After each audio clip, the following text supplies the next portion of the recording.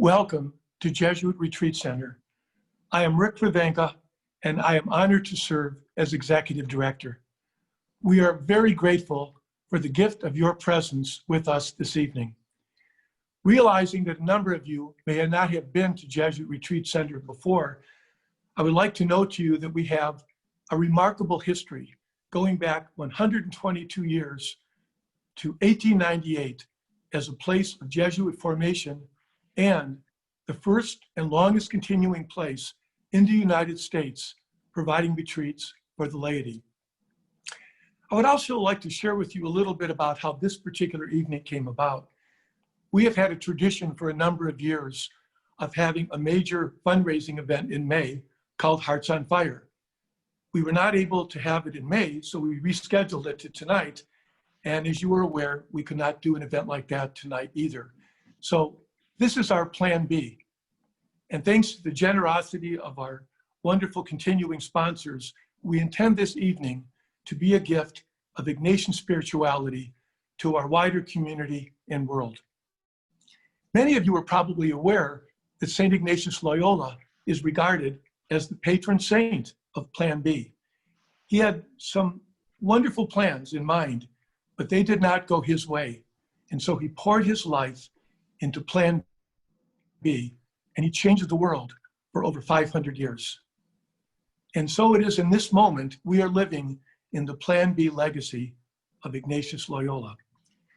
Since many of you are not present, or none of you tonight are present on our grounds, we want to bring an experience of our grounds to you. So thanks to the drone and video photography of Father Jim Struck, a Jesuit who came from 30 years in Africa to serve with us at the beginning of the year, and the beautiful singing of Dr. Ed Peck, the Vice President for Mission and Identity at John Carroll University, we will bring our grounds to you. This is holy ground. We're standing on holy ground. For the Lord is present, and where he is holy. This is holy ground. We're standing on holy ground. For the Lord is present, and where he is holy. These are holy hands. He's given us holy hands. He works through these hands, and so these hands are holy. These are holy hands. He's given us holy hands. He works through these hands, and so these hands are holy. This is holy ground. We're standing on holy ground. For the Lord is present, and where he is holy. This is holy ground. We're standing on holy ground. For the Lord is present, and where he is holy. For the Lord is present, and where he is holy.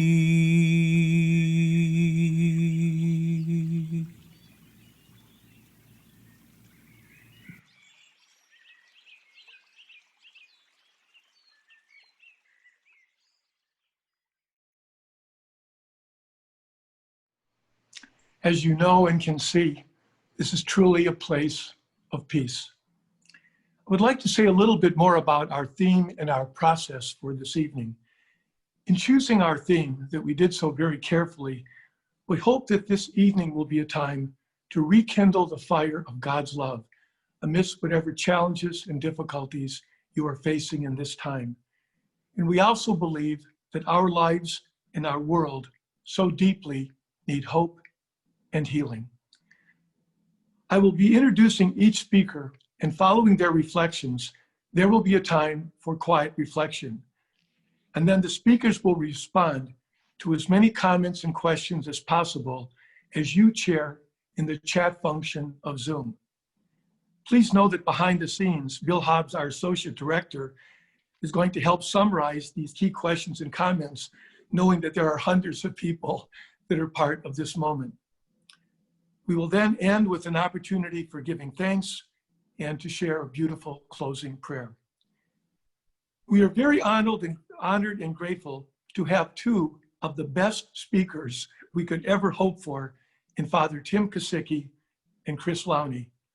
They each bring an experience that is deeply Ignatian, national, and global in its scope. Father Tim is a friend to many in Northeast Ohio, having served as the president of St. Ignatius High School and as provincial of our then Chicago-Detroit province. He now serves as president of the Jesuit Conference in Canada and the United States, which serves to foster collaboration amongst Jesuit ministries across these countries and internationally with the Jesuit headquarters in Rome and ministries around the world. We are very honored to welcome Father Tim Kesicki. Let us begin and pray.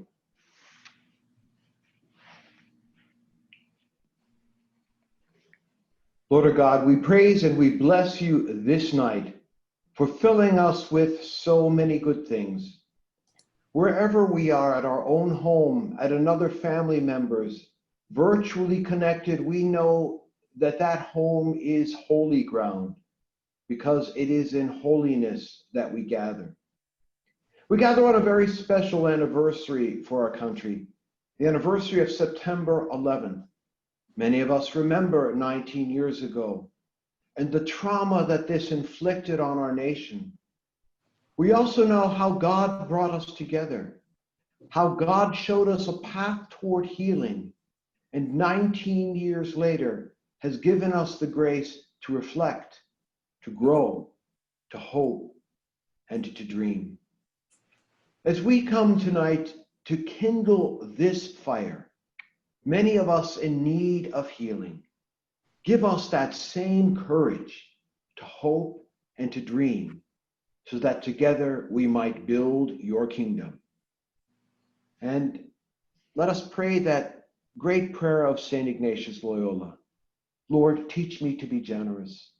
Teach me to serve you as you deserve, to give and not to count the cost, to fight and not to heed the wounds, to soil and not to seek for rest, to labor and not to ask for reward, save that of knowing that I do your will. St. Ignatius, pray for us. Amen. I join you now from Washington, D.C., and I know I must know many of you on the call, although I cannot see you. I'm grateful you can see me. And before I share some reflections, it was decided that it might be good to do an examen, since we are in a retreat spirit, and we know how important the examen is to St. Ignatius Loyola. So I invite you to get comfortable to the extent you can. You're at home, you should be comfortable. But to get comfortable, if there's any distraction, perhaps to tune it out. And just for this moment, to recognize that we are in the presence of God. That God has brought us to this evening through the week.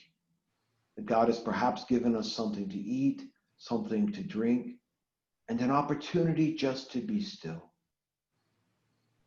And then, aware of God, let us remember the day, perhaps when and where we woke, what we ate, Did we venture outside or stay in? Did we encounter someone virtually or in person? Was there perhaps a worry we had today that has since passed? Or have we been carrying a burden for many days now? And as we reflect on our day, let us place ourselves in the middle of it and then freely offer it to God. Perhaps now we can take a moment to think of one grace, one moment in reflection where we knew God was present. Let's stay with that grace or that moment, recognizing that the God of that grace is the God who gathers us tonight. Now let us take time to thank God. Whether our hearts are heavy or a burden has been lessened, take time to thank and praise God as we look to tomorrow, as we look to what lies ahead, knowing that God's love and God's grace will sustain us.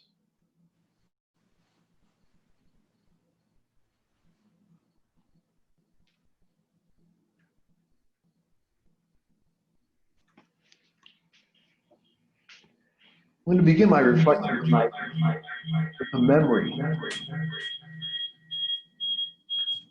And I prayed for September 11th, which took place 19 years ago. And I can remember exactly where I was. I was at St. Ignatius High School. I was going into my second year as president.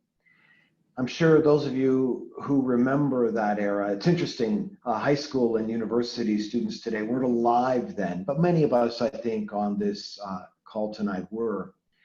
And I remember the utter confusion. We didn't know what was happening. The news came out so piecemeal.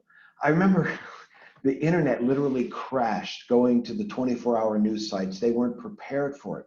I remember cell phone service actually crashed. News crews were coming saying they couldn't call their station. They were just desperate for stories because there was so much we were trying to put together. I also remember trying to find those students whose parents were either in New York or on a plane that day to help assuage their fear. And before we knew whether this was domestic or foreign terror, before the president could address us later that night and the next day, there was desire upon many teachers to pray. And so a number of teachers brought their classes to the chapel of St. Mary of the Assumption. For those of you who know Northeast Ohio or that campus, it's a very beautiful chapel.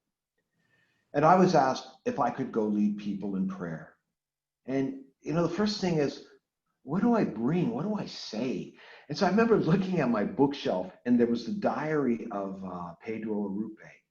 And I grabbed that and I ran over hoping that I would find inspiration. And I got into the chapel and I remember I ran into a Dr. Mike Pennock who has since gone to God. And he gave me a hug and he said, I hope you can bring us some words of consolation. And as I was flipping through the diary of Father Arrupe, it was his diary from the experience of being in Hiroshima when the atomic bomb fell. Arrupe's words were very powerful. He wrote, in these moments, one feels closer to God and more deeply the value of God's aid. The other thing Arrupe focused on in his diary was he recognized how many of the Japanese people he were serving saw the emperor as invincible. The emperor was God to them. And he said, suddenly with the flash of a light, the emperor was no longer God. The emperor was no longer invincible. That material and spiritual rupture had happened. And Arrupe was not judgmental of any government, of any particular action. He acknowledged the pain and the grief, but in his diary used it as an opportunity to say, how does this bring us closer to God? How does it help us to recognize that all comes from God. Sometimes we can read the pages of great saints or holy people, but it's not till we find ourselves in a difficult situation that their words come to life and have new meaning. In the introduction, Rick Kravenka said St. Ignatius was the patron saint of Plan B. And when I think of Ignatius, if he were to come back, whether it be to Northeast Ohio or anywhere where the Jesuits are, what would he recognize and what would he not recognize? Well, he wouldn't recognize his statue and a retreat house or a school named for him. Ignatius would say, my God, I deliberately named the order, had it named the Society of Jesus, not the Ignatians. Why would you go against me and put my name on things? And there are perhaps other things about the modern world he would not recognize. But the one thing I know he would recognize is the pandemic. He'd recognize COVID-19. He would recognize these external forces which can turn a world upside down and leave us wondering what, why, and where are we going? How Ignatius approached this, he always approached it with patience, with discernment, and ultimately with faith. Remember, Ignatius's dream was to go to the Holy Land. His dream was to go and to convert, to claim a holy place. War and other factors never allowed it to happen, so he had to change. And in that change, he came to Rome. He had the vision of Listorta. And we've been given this tremendous gift of the Society of Jesus. Ignatius would ask us, what new grace, what new gift can come out of this? And are we free, able, and ready to experience it? We know that as we make this journey, many of us are in need of healing. I don't know if any of you have suffered a financial reversal or change in employment. I know students are lamenting the loss of what was the typical order, the activities, the sport. So many of the things that seem to make life normal have been upended. It's interesting, soon after the pandemic, I started reading. I think many of us started reading. One of the books that I picked up was Albert Camus' The Plague. I don't know how many of you like Camus, but Camus wrote The Plague in 1947, just after the Second World War, and he basically took the bubonic plague, which came around the time of Ignatius' death, and put it into that era. There's a Jesuit in the novel, Father Panelou, and his own conversion in light of the plague is telling. But there's one quote from Camus' The Plague, which I would like to read, because I think it captures our needs right now. Camus says, I have no idea what's awaiting me or what will happen when all this ends. For the moment, I know that there are people who need healing. It is perhaps the grace that came to someone in the midst of a plague. The freedom and the courage to admit, I don't know where this is going, and I don't know where it will end. But what I do know is that there are people who need healing, and I want to be part of that healing. I want to close with a famous image that the Jesuits often use, and it's the image of Venice. Venice is where Ignatius and his first companions waited for life to begin, waited for their mission to begin. And, well, there was nothing to do but wait. And Ignatius realized, as we saw in the quote, that there were people who needed healing. And so went to Santa Maria della Salute, the hospital, and there ministered to people in need of healing and found grace, strength, and vision. Perhaps that is the grace of this time and the hope that we yearn for. Thank you very much.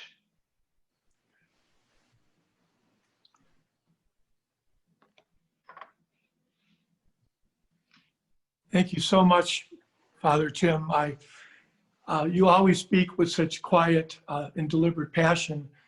I always find it very moving when people talk about Pedro Urupe. Some people may know that he did his tertianship here. He literally did his last year of formation as a Jesuit and then went on to Japan. And so this is a place where Pedro pondered his life before he went forward. And it's a reminder that we follow in those same footsteps. I also really love your story about from Camus. If we only could hold in our hearts as we walk through times where we certainly don't know where we are going, at least asking ourselves, am I bringing a little more healing to someone day in and day out? So thank you so much. And now we will go forward with hearing from Chris Lowney.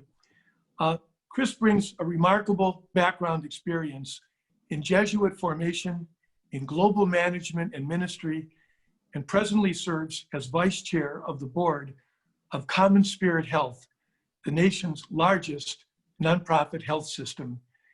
He is a best-selling author and highly regarded speaker of books that speak to our times about the heroic leadership of the Jesuits and Pope Francis, about ways to build a better life and world, and about our shared responsibility to revitalize our church. We are very honored to welcome Chris Lowney. So one or two logistical points. If people want to have a parallel chat during my comments, that would be wonderful. Please feel free to do that. And second, if people want to take that chat outside to social media, please do so. I've put my own contact and hashtag on the chat board right now. And I'll try to talk for about 13 minutes. And I do a fair number of formal leadership talks, but given the experience that the host organizers have invited of us, I thought it would be more appropriate to talk personally rather than give a formal talk. And so I'll pick up the themes that they've given us, and I'm going to try to talk a bit about healing, and then hope, and then about the umbrella theme of rekindling the fire. So first, a bit about healing. I do a food distribution every Tuesday evening with a wonderful lay group called the Community of San Egidio. If you want to learn more about them, send an email to me. My address is in the chat box. And we do the distribution. We have done it in a corporate atrium right at 42nd Street and Park Avenue. And if you've ever walked in or out of Grand Central, you've probably been right by that atrium and never noticed. In fact, on Tuesday evenings, you might have walked right by us. And the first, one of the first times I went, in fact, the first time I went, I walked into the atrium and there was a group of about 20 people in a circle praying the Our Father. And, you know, it was impossible for me to tell who were the helpers, so to speak, and who were those to be helped. And at first it was a tiny bit jarring to me because we get very used to making those kinds of distinctions. You know, in other words, like over here are the charitable helpers who are giving out sandwiches. And over there are the people who need help. Or if you go into a senior living nursing home or a hospital, we have the same instinct. You know, these are the caregivers and these are the people who are in need of care. But of course, if we're religious people, we understand that those kinds of distinctions are completely illusory. I mean, they're even dangerous in a way. Yeah, granted, you know, for some of those street people, their neediness, sometimes their downright craziness is very visible to the rest of us. But the rest of us, we have our own neediness, woundedness, craziness. Maybe it's on the inside, better camouflaged. And it seems to me that we're certainly no less in healing than those people on the street. And among the blessings, if I can use a word like that, that this pandemic may have brought to us is to make our own need for healing more aware to us. And I would see that as a gift. And I don't know what that need is. You know, many of us, for example, imagined ourselves to be healthy, fit people, the helpers. And during the course of this pandemic, we've understood ourselves to be vulnerable, at risk. Or maybe we have a loved one who was isolated, sick, dying, lost a job, and we would have wanted to help, but we couldn't help.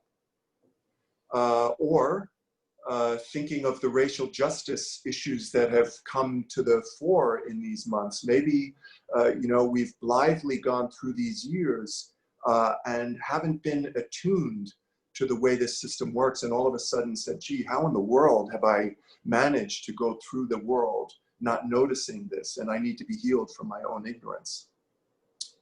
I am not going to say anything, unfortunately, to heal whatever is the wound or hurt or neediness that needs healing in us. But I will say that I'm sure it's been a gift, a grace for us to be aware, more aware of our own need for healing. And let me go at explaining that by taking us back to my Tuesday experiences. So often on Tuesday afternoons, I would be in my apartment making sandwiches to bring for the distribution that evening, and I might turn on cable news or some radio program, and it would be filled with these talking heads, finger pointing, anger, a kind of entitlement, and even a kind of sort of an outrage, like how could something like this possibly have happened, and who can I blame that it's happened to me? And then I would pack up my sandwiches and go into Grand Central and interact with the street people. And interestingly, they somehow always seemed to be way more resilient and composed in the way they were processing the horrors of the pandemic, or even the horrors of the racial issues that flared up. And I made that observation to a friend, the difference between the two groups. And he said, that doesn't surprise me at all. Because most of us, like these talking heads on television, we've gone through life, we go through the motions of life with the illusion that we somehow have the world under our control. We're in control of our own destinies. And on the other hand, these folks on the street, they've never suffered that kind of illusion. Every day they realize how dependent they are and how out of control of their own fate they may be. Everybody knows that iconic gospel story where Jesus is preaching in a crowded house, and some friends bring a paralytic on a stretcher for healing, and they can't get into the house, so they climb up on the roof and they lower the stretcher down through the roof. And when I was in high school, we had a religion teacher who used that story to teach us how to do this contemplative style of prayer, very popular with Jesuits, where you take a gospel scene and you somehow prayerfully imagine yourself in that scene, often as one of the characters. And my high school self, and for decades after, of course, the way I imagine myself is the way I suspect a lot of you would imagine yourselves. We're the helper, we're the friends, we're the capable ones who are bearing the wounded person on the stretcher. But I have to tell you that in the last decade, perhaps as much as the last 2 decades, where I fit in my prayer of that contemplation has changed. And now I'm almost always not the helper, I'm on the stretcher. I'm the one in need of healing. I'm physically in wonderful shape as far as I know. That's not the point. Rather, I've kind of become more aware of my own need for healing, my own woundedness. And of course, in some ways, it's humiliating. It's humiliating to be the one on the stretcher with people looking at you, just as it must be humiliating sometimes for these folks on the street to have other people look at them and even judge them. But it only feels humiliating, I guess, until we realize that we're all ultimately the same. Whether our neediness is visible to the world, as it's sometimes in with these street folks, or whether our neediness is internal and somehow camouflaged to the world. And the pandemic has maybe reminded all of us that, we've never been as much in control of our own world than we imagine. We've never been in control of our own lives, our bodies, our destinies, much less the world. It's God's world. It's not our world. And insofar as this pandemic and the conversation around race has made us more aware of our creatureliness, that surely is a gift and a grace. And maybe also it'll make us feel greater solidarity with the rest of our fellow humans. And that also would be a grace. We who identify as white, we who identify as people of color, we Republicans and Democrats, those who are giving out the sandwiches and those who are receiving the sandwiches, we are all together on the stretcher in need of healing. Let me go back to those Tuesdays on the street for a story of hope. So once the pandemic came along, our food distribution atrium, like the rest of New York City, absolutely shut down. And when it shut down, it gave us all a window into how ingenious and intricate, but also fragile and delicate is the ecosystem that many street people have created for themselves. For example, in those days, if you needed to check your email or get online, well, you went to the library. No more, closed down. And in terms of food, you kept a good mental checklist of which churches and organizations had pantries open on which day, except those all closed down. And if you had to go to the bathroom, you just went into McDonald's or a library. No more, closed down. I heard a story of a woman who generally lived in a subway station in Upper Harlem. And once the pandemic set and everything closed down, when she had to go to the bathroom, she would take a half-hour subway ride down to Times Square. So for all those kinds of reasons, those of us in the group decided that we would try to keep our food distribution alive on Tuesday evenings. And of course, there were no atriums for us. So we went mobile, we took cars and we drove around the Midtown streets right around the atrium. And let me tell you, by the way, if we could abstract from the horror of the pandemic, there was never a more beautiful and wonderful time to drive the streets of Manhattan. I can't tell you what a pleasure it was to drive down an absolutely empty Fifth Avenue at rush hour. And because the streets were so empty, of course, it also made it easy to spot the street people. In fact, Midtown in those days, which was mostly office buildings, the area that we were in, very few apartment buildings, Midtown took on this kind of surreal sci-fi landscape, as if there had been some horrific apocalyptic accident and the only survivors were cops and street people, nobody else in the street. So we drive around, and one evening I'm driving and I swing around a corner and I see this guy crossing the street, and I stop and ask him if he wants a sandwich, and he does. His name is Patel. And Patel is so incredibly grateful for this sandwich, and he asked me, and I asked him if he wants another, since he seemed to appreciate receiving it so much, and he vigorously gives me a no, absolutely not.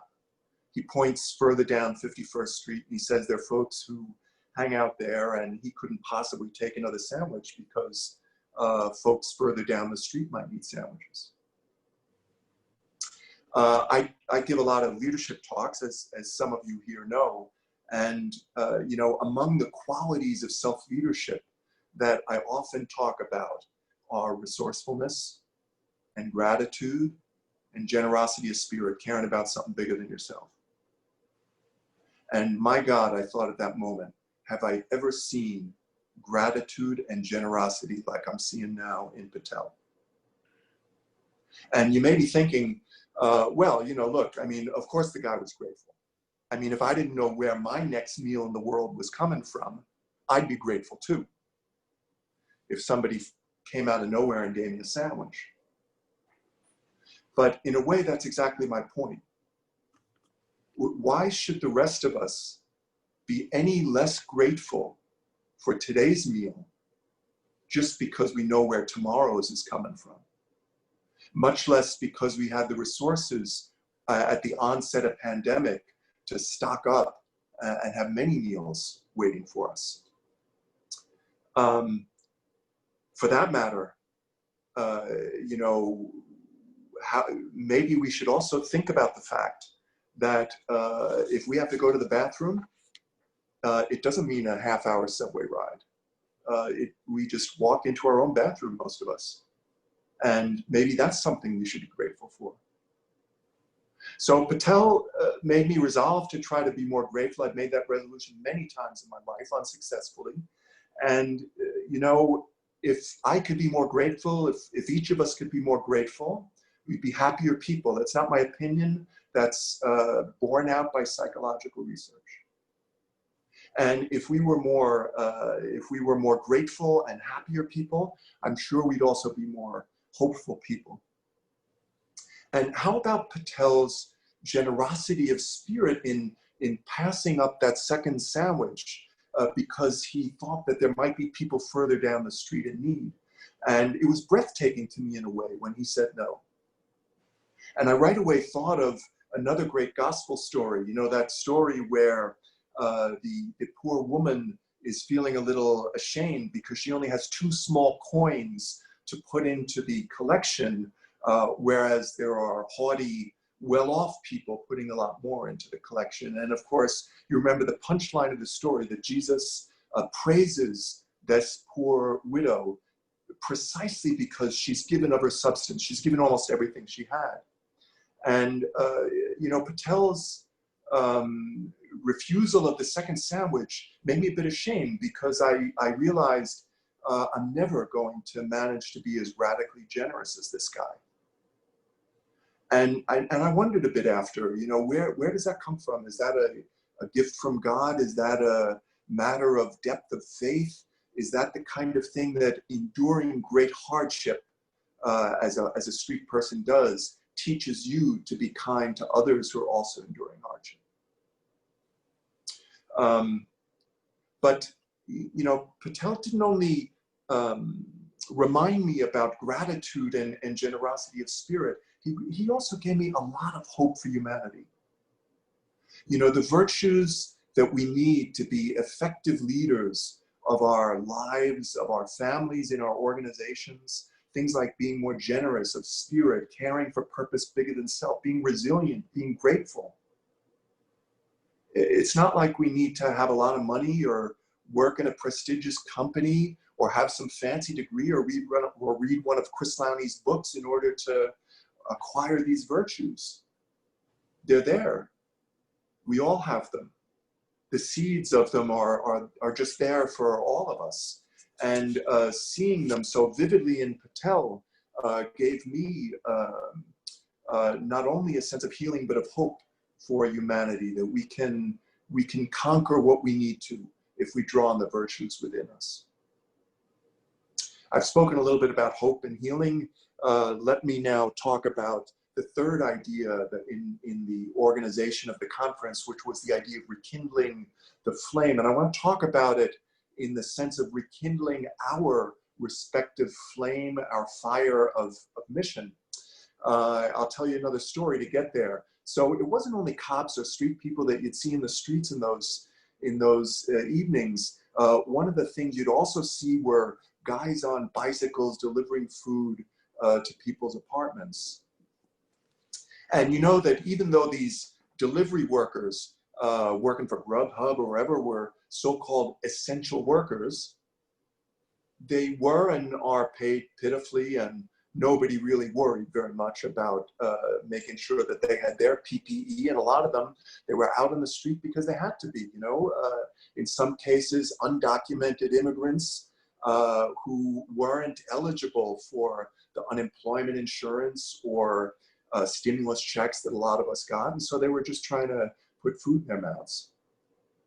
And I read during those weeks a story from an NY Times reporter who went out and covered them, and she was amazed to find among many of these delivery people that despite their sense of terror and fear in going out on the streets and interacting with people in those days, they also had a deep sense of duty and pride.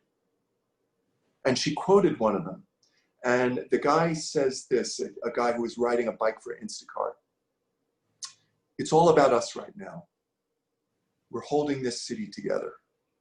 I feel like a hero." I want to offer two takeaways from that sentence. First, many of us, similarly in our own ways, are serving other people in ways as modest as riding a bike and delivering food. We're doing laundry for folks, we're cooking meals, we're going shopping for a neighbor, we're trying to say a kind word to somebody else, we're trying to help a colleague. And just imagine if in our versions of these small acts, we managed to take the same pride that Instacart delivery person was taking in his work. We understood the deep meaning of whatever we do that serves another person. But I want to have another takeaway from that quote. The guy said that he felt like a hero. But if we're honest, we all know very well that he and those like him are not treated like heroes. They're marginalized, they're poorly paid, they're basically invisible in society. Right after World War I, the British Prime Minister at the time, David Lloyd George, reflected on the remarkable heroism that British soldiers had shown during World War I in the trenches. And of course, many of the soldiers themselves in those days would have been very poor, underprivileged folks. And he told Britons that their post-war task was to make their country, quote, a fit country for heroes to live in. And let me end with that idea as a kind of a call to action that might help us to rekindle our flame, our fire, to give us a sort of a sense of mission. We might reflect tonight or in coming days on all those heroes that we've seen over these weeks and months, our elderly neighbors and relatives who endured isolation, disease, pain, often in good cheer, those folks who cleaned houses and took care of our children, those folks who lost jobs, those who taught our children, those friends and acquaintances of color who for so many years have quietly endured the inequities of our system. And as the world moves, lurches, crawls toward something once again that we hope will feel something like normality, maybe we can all, in our own tiny ways, try to consider how can I, in my family and in my community and more broadly, if I can affect that change, how can I embody some of the spirit of mission that the Prime Minister gave to the British people at that time? Namely, how can we make our communities and families places more fit for the heroes that we know people are, for those heroes to live in? Let me thank you very much for listening, and I'm really interested in reflections and conversation that now comes.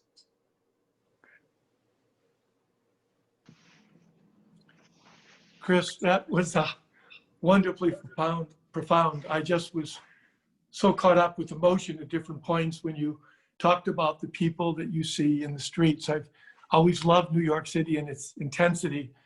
And amidst all that intensity, how you so deeply enter into people's lives that so many people might never see and never understand the message God is trying to give us through them. I think there's so much for us to ponder as we walk whatever streets of life that we are a part of. And what do we pay attention to, and what do we become from that? we wanted to build in now a quiet time for reflection. So we're going to ask each of you to just ponder what most struck you in what you've heard from Father Tim and Chris. What are one or two things that most struck you?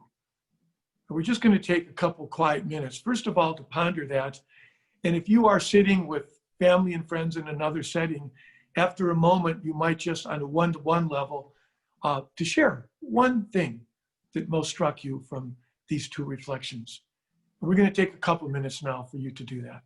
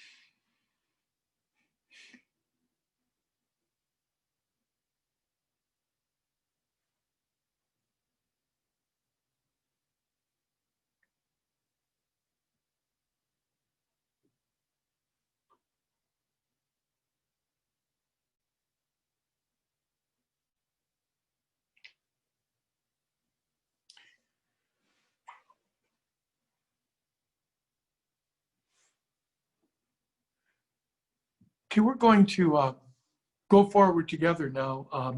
I know you could have taken far more time to talk with one another about what struck you, because I'm sure many things did.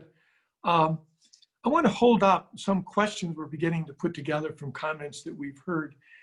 And one is, it speaks to the sense of our own isolation in these times. When we feel so aware of our own needs, our own isolation, we oftentimes can feel more and more helpless. And so what can we do to get past that in being a source of healing and hope to others? And in a sense, getting past myself and beginning to see, but how can I make a difference? So Father Tim and Chris, if either of you would want to speak further to that sense of getting past our sense of isolation and feeling helpless. Maybe I'll go first. When I was listening to Chris talk about our need to be grateful, I was saying how as a Jesuit living in community where I have everything, including my solitude, you know, I am deeply grateful. And sometimes someone who's kind of chosen a life of solitude might not be the best one to answer this question. But there is a sense of isolation that for me, it's that sense of not being around crowds. It's not the energy of either a packed church or a street or any of that. It's that sense of we're together, but we are so far apart. I hate the word socially distant. I use the word physically distant, because we're not socially distant, but we are physically distant from one another. There is, obviously, I think there's a part of us that does crave time alone. I think that each of us has that moment when he or she does want to close the door, be alone with God, perhaps have a one-on-one conversation with just one person, and we're discovering a great amount of that now.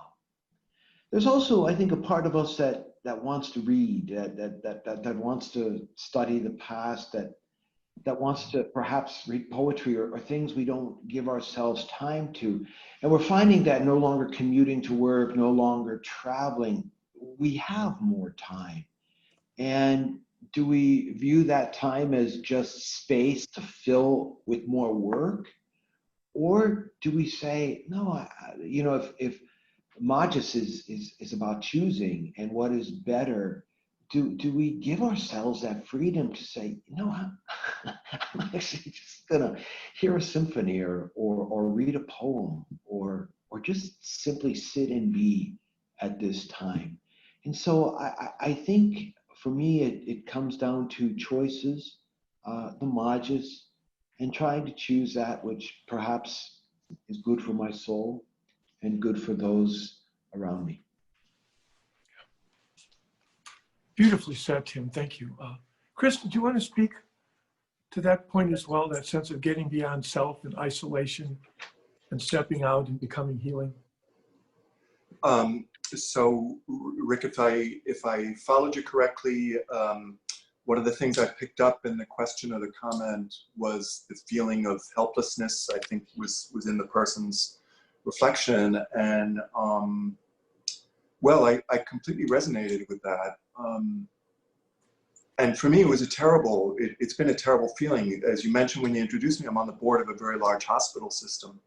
And so I'm hearing every call about these incredibly heroic caregivers, who are putting themselves on the front line, putting themselves in danger. And I'm feeling, man, here's the pandemic of the century. Where was I? Where was I? And for me, it was not so much anymore, but it was a terrible feeling. I very much identify with that person's comment about helplessness. And I mean, I guess I could only share a couple of thoughts on working through it myself. I mean, one is I told all these stories about continuing the Tuesday distribution, and I continued it in part because it was the right thing to do. But as much I did it for me. I needed to somehow feel I was doing something. So I relate to that. I guess my more substantive thoughts would be to sit with our helplessness, as I tried to convey a bit in the first part of my comments, is no bad thing, maybe. I mean, I think we all have things to learn about our proper place in the world, our humbleness, our creatureliness. It's not in our control. We're weak, we're fragile, we're frail. We can't do what we imagine we're capable of doing. And to kind of, maybe this is one learning for us, just to understand our helplessness before God. But then I understand part of the question is that, you want to do something. And I guess I've seen a lot of ingenuity also in the course of these weeks and months. People in their isolation and helplessness, finding ways to say, oh, I can call other people. I can organize a little online prayer group. I can reach out to somebody I haven't heard from a long time ago. I could send a postcard to somebody who's in isolation or a nursing home. So, there have been opportunities, I think, for imagination and ingenuity of how we might be of service in other than the ordinary ways that we were used to being of service 6 months ago, 9 months ago. I'm going to share another question that's kind of being threaded from what people were saying, and it speaks to the reality of polarization. On one hand, the pandemic has us suffering together with the whole world. We're all suffering with the same challenge, perhaps more universally than any other moment most of us can recall. And in one sense, that bonds us in suffering. But then at the same time, there seems to be so much polarization in a number of different ways. And so the question that was asked is, how do we become people and heroes bringing forth healing amid so much polarization? If someone wanted to be heroic in creating healing amidst the polarization, what might we do? Knowing that there's just so much hurt out there everywhere. Either of you would like to speak to that.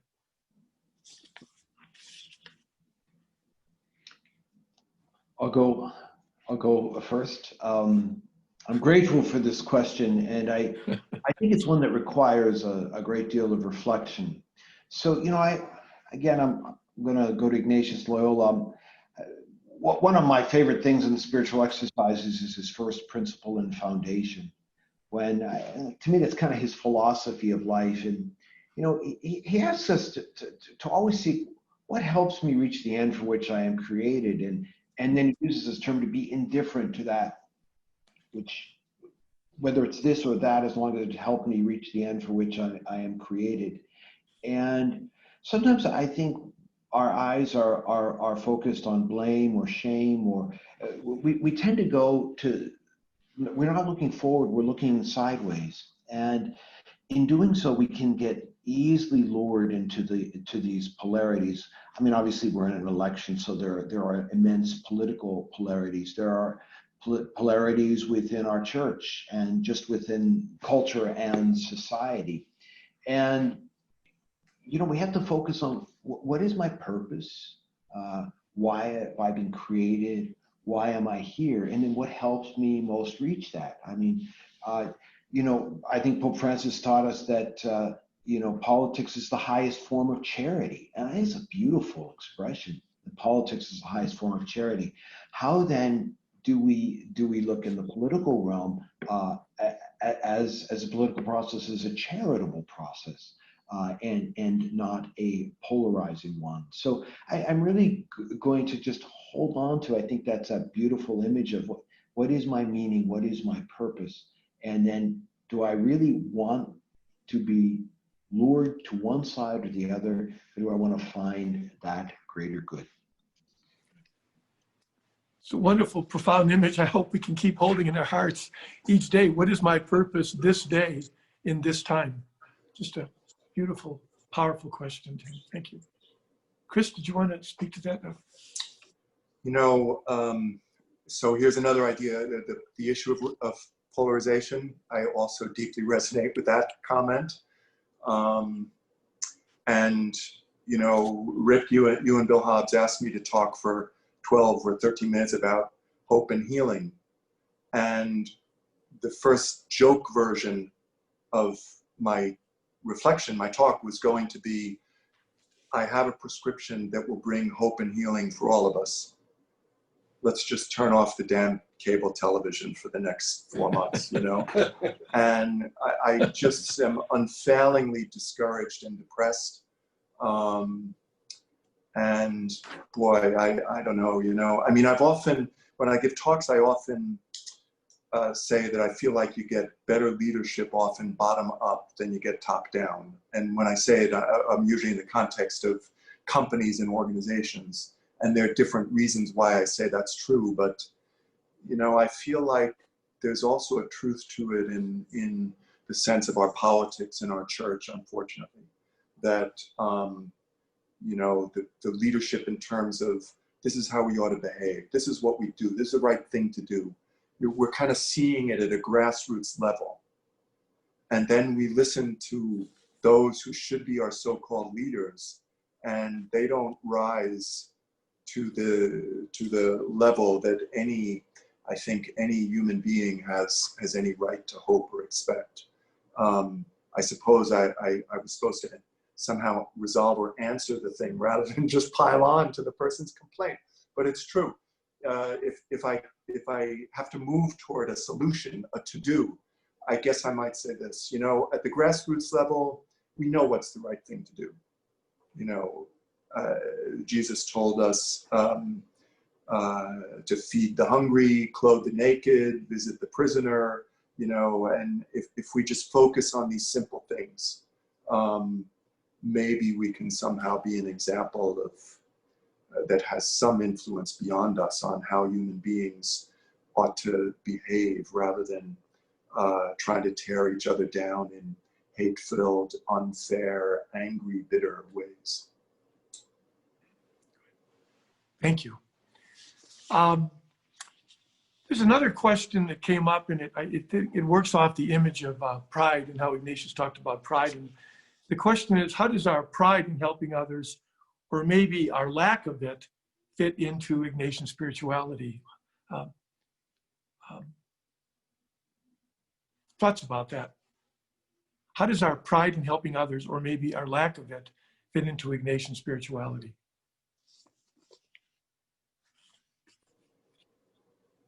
I'll just, since Father Tim has had to jump in first, which is always harder, because it's always harder. You don't get time to think.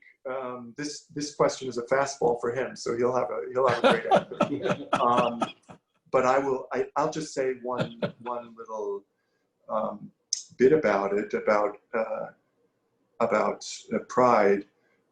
And I noticed in the chat, I couldn't read all of the comments, but somebody commented how that image of the people standing in a circle all saying the Our Father together, and you couldn't tell who were helpers and who was being helped.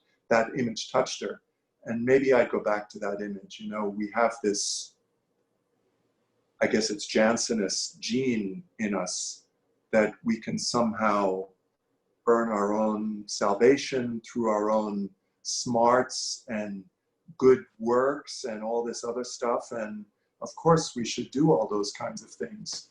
But at the end of the day, I think that the person's comment or question was very wise. You know, there's a kind of a pride that creeps in there, you know, and our service of others ends up becoming, in a very subtle, almost subconscious way, somehow condescending. You know, like I've got my life fixed up, you know, and figured out, and so I'm going to bend down to help you. And it's a terrible, terrible spirituality to implicitly carry around. And, you know, that's why part of my comments were, I feel like the pandemic in some ways has helped to shake that out of some of us. At least it's helped to shake that out of me, at least temporarily. You know, my pride has taken a few, I've gone down a few notches in terms of my understanding that, you know, I'm not all that. That's the right direction for pride, going down. Thanks. Thanks. Father Tim, do you want I was going to say, thinking I'm going to hit this out of the park would be very prideful. So as soon as the pandemic came out, there were a lot of young Jesuits in training who were reading about saints like St. Aloysius Gonzaga and the others who went to where the sick were and died of the plague. And they're like, that's what we want to do. Only healthcare professionals were saying, stay away. If you really want to help, stay home. And, you know, I think that's part of it, is trusting people who do know what's best and accepting what they're offering. I want to offer one other thought, though, is that, you know, the pandemic shows what's right about our society and also what's wrong about it.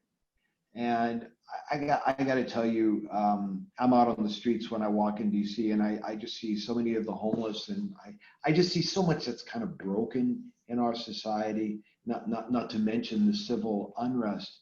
You know, sometimes we encounter one another where we look at what's wrong in our society and we get defensive, and I want to say, like, well, I'm not a bad person, or I don't hate others, or I don't cause damage. But you know, if society is going to learn from this and grow, we're all going to have to admit our part in it. And so I think, you know, something Ignatius always wanted us to do was, you know, he had that beautiful meditation of the Trinity looking down at creation, and Ignatius saw beauty, but he also wanted us to have the freedom to say, where can I give more, and where am I part of the problem?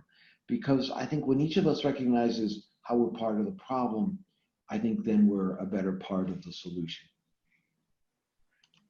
Thank you.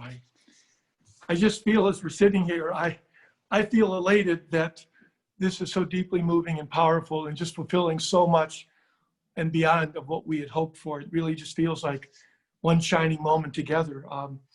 One of the comments that came in that I think is just a good summary, someone just expressed the very deep appreciation for this evening as a source of encouragement and love and inspiration and hope. One thing to give you all further encouragement, please know that we are recording this webinar, and in the coming days, you'll all have an opportunity to perhaps go over it over and over, because it is so embedded in inspiration and goodness. We wanted to honor the time that we had mentioned in concluding within the next now 10 minutes. And so I'd like to move towards some concluding movements. The first is, I want to thank our sponsor. First of all, I want to thank Tim and Chris for just an outstanding presence. It was an honor to prepare this evening with you. your great insight, your humility in everything that we did, and now the depth of what you've shared, so heartfelt and so of God. I feel immensely grateful on behalf of all of us that we could be together in this moment with you, and that you so readily offered this time to be with us. I want to go further then in thanking our sponsors for this event. We were able to do this event as simply a gift of Ignatian spirituality because our past sponsors for Hearts on Fire very generously came forward to meet some critical needs that we had. And now we're going to see some slides on who they are.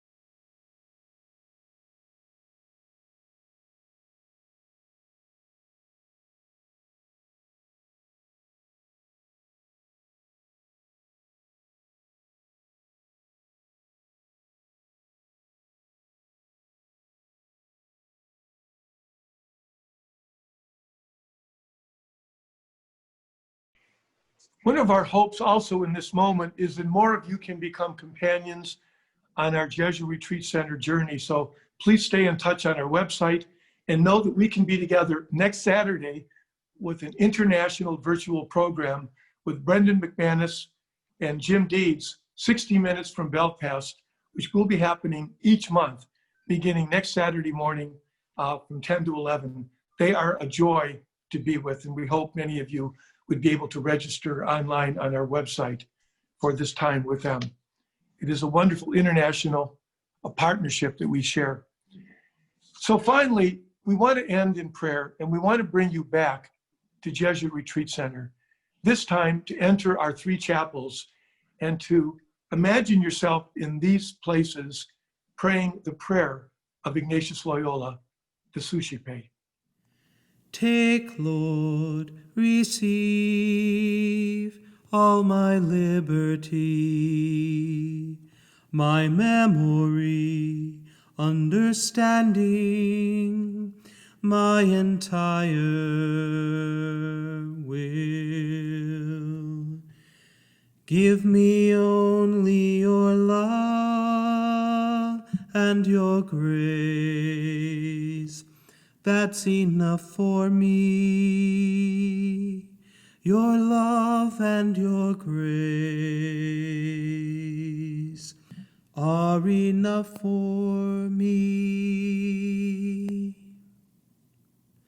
Take, Lord, receive all I have and possess. You have given all to me.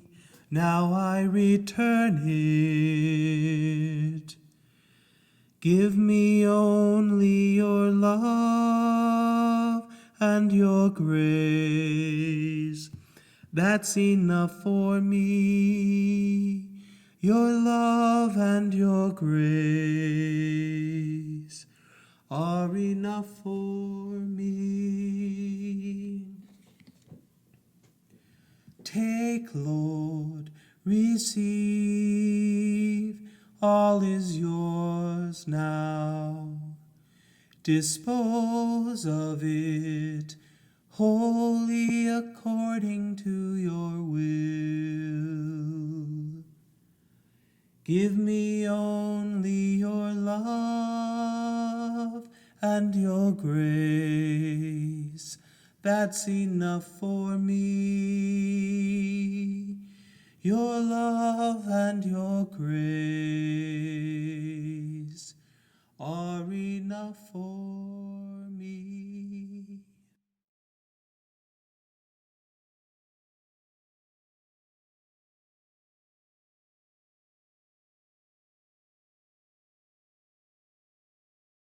Special thanks again for Ed Peck's beautiful singing and the photography of Father Jim Struck. So thank you for being Companions on our journey, please stay with us, that together we can bring more hope and healing into every life that we encounter. Thank you, and God be with you.